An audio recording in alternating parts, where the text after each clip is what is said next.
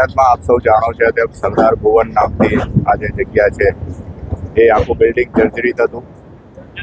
સમય પણ થઈ ગયો હતો અને બેઝ વગરનું આ બાંધકામ લાંબા સમયથી ઊભું હતું.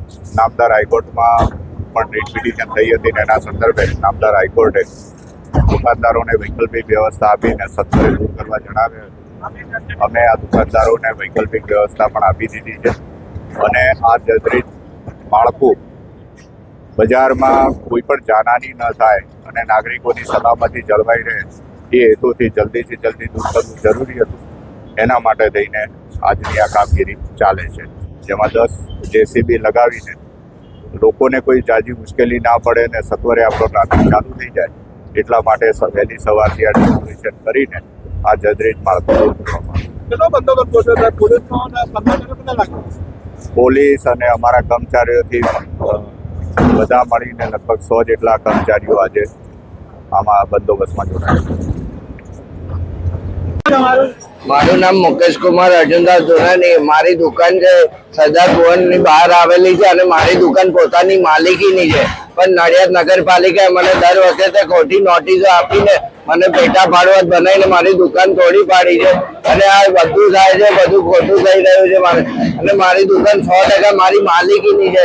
મારી પાસે મારા બધા કાગળિયા પડ્યા છે, રસીદો પર નગરપાલિકામાં રજૂઆત કરવા છતાં બી નગરપાલિકા દર વખતે મને ખોટી રીતે હેરાન કરે છે અને ખોટી રીતે મારી દુકાન તોડી પાડવામાં આવી છે. અને મેં દર વખતે મારા ડોક્યુમેન્ટ જમા કર્યા છે નડિયાદ નગરપાલિકામાં, તો બી મને દર વખતે મારી ખોટી નોટિસો આપીને મને પેટા ભાડવત બનાવીને મારી દુકાન ખોટી રીતે મને તોડીને અત્યારે મારી દુકાન પૂરેપૂરી ડેમોલિશ કરી દીધી છે.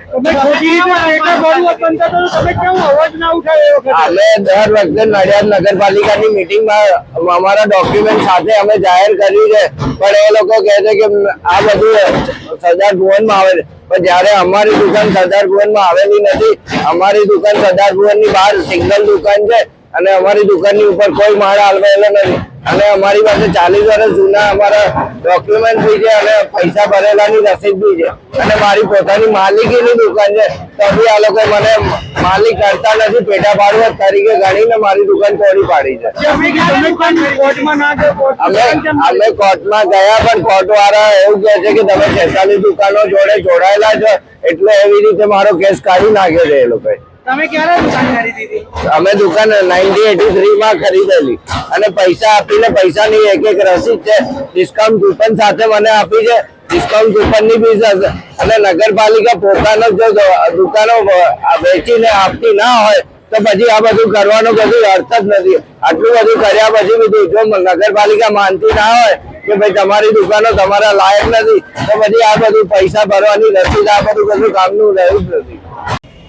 નડિયાદ મહાનગરપાલિકા વિસ્તારમાં મહાનગરપાલિકા સરદાર ભુવન કે જે 1962થી 62ની આજુબાજુ બનાવવામાં આવેલ હતું. આ ખૂબ જ લાંબા સમય પહેલાં બનાવવામાં આવેલ હતું. એ ઉપરાંત એની નીચેથી ઘાસ પાસ થાય છે અને ઘાસ ચોકઅપ થઈ ગયો છે અને આ બિલ્ડિંગની અમે સ્ટ્રક્ચર રિપોર્ટ કરાવતા ટોટલી અનસ્ટેબલ સ્ટ્રક્ચર હોય, ગમે ત્યારે પડી જાય એવી સ્થિતિ હોય, જેની હિસાબે મહાનગરપાલિકા દ્વારા આ સ્ટ્રક્ચરને દૂર કરવા માટેની કાર્યવાહી કરવામાં આવેલી હતી. એમને ઉલ્લંઘન નોટિસ આપવામાં આવેલી હતી. ત્યારબાદ હાઈકોર્ટ મેટર થઈ હતી. હાઈકોર્ટ વૈકલ્પિક વ્યવસ્થા પણ અમે કરેલી છે અને ત્યારબાદ આ બિલ્ડિંગ દૂર કરવાની કાર્યવાહી હાલ ચાલુ કરી છે.